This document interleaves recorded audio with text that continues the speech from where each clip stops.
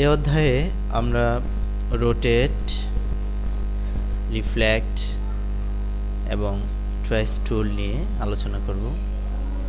তো প্রথমত আমরা কোনো অবজেক্টকে বা কোনো লেখাকে যদি নিজের ইচ্ছে মতো ঘোরাতে চাই, যেমন ধরুন এটিকে আমরা এখন ঘোরাবো, তাহলে শুধু এখানে রোটেটে ক্লিক করে যদি আমরা এভাবে ঘোরাই, আমাদের নিজের ইচ্ছে মতো আমরা যেদিকে ইচ্ছে এভাবে ঘোরানো যাবে।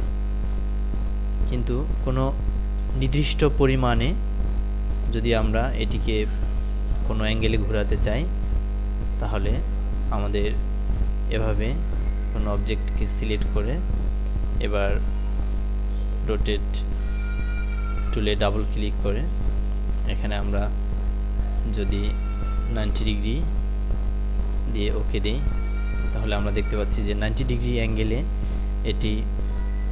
এই অবজেক্টটি ঘুরেছে। কিংবা যদি এই 90 ডিগ্রিতে আমরা যদি আরেকটি রূপ দিতে চাই, যেমন ধরুন আমরা এটিকে এখানে যেটি আছে এটি ঠিক এভাবেই থাকবে, শুধু আরেকটি ক্রিয়েট হয়ে 90 ডিগ্রি অ্যাঙ্গেলে ঘুরে যাবে। তো এই জন্য সিলেক্ট করে 90 ডিগ্রি তো এখানে আছে, এবার কপি দেব। তো কপি দেওয়ার সাথে সাথে আমরা দেখতে পাচ্ছি যে 90 ডিগ্রি অ্যাঙ্গেলে ঠিক ওটির মতো আরেকটি এখানে ক্রিয়েট হয়েছে। তো এভাবে আমরা রোটেট টুলটি ইউজ করতে পারি।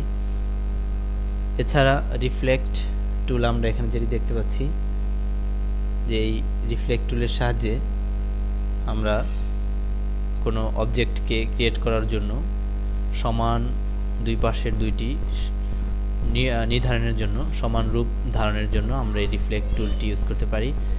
এবং কোনো অবজেক্ট ক্রিয়েট করার জন্য এই রিফ্লেক্ট টুল অত্যন্ত গুরুত্বপূর্ণ ভূমিকা পালন করে থাকে।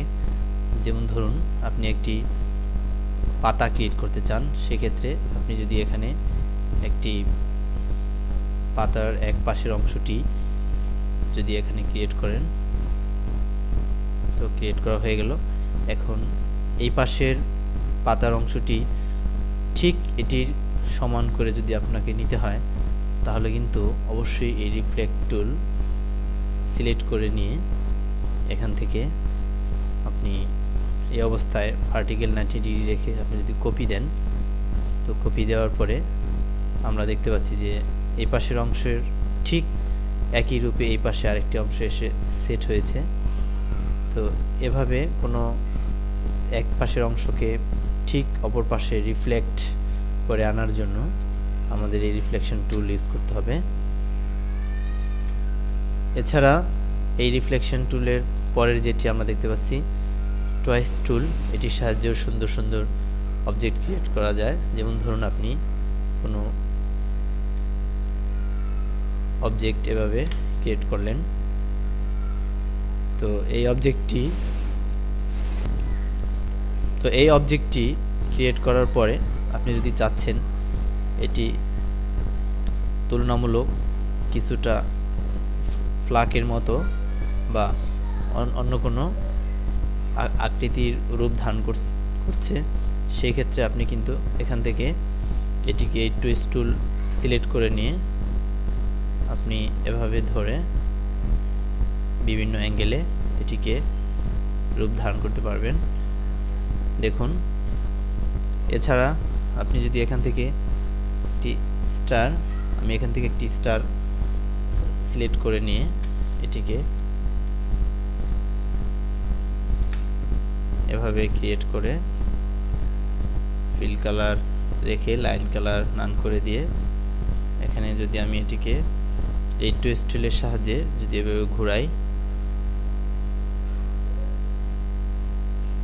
এবার যদি নর্মাল করি, নর্মাল করে